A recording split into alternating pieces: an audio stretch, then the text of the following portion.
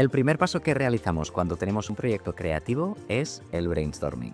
Para realizar un buen brainstorming dicen que tienes que estar relajado, en un momento tranquilo, inspirado, sin interrupciones. Pero la vida, amigos, no es así. La vida no es relajada. Hay interrupciones, imprevistos y emergencias que van a surgir en medio de un proceso creativo. Y aquí es donde está la magia.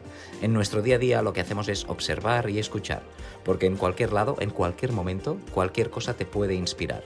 Y cuando tenemos un proyecto en punto creativo, lo único que hacemos es observar y escuchar, porque la inspiración y la creatividad pueden estar en cualquier lugar.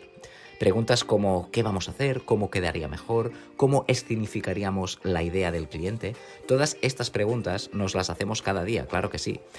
Pero no le ponemos más atención de la que se merece. Porque cuando estás en el punto despreocupado, cuando menos te lo esperas, ¡boom!, aparece la idea y la verdad es que siempre ha estado allí. Solo hay que moldearla.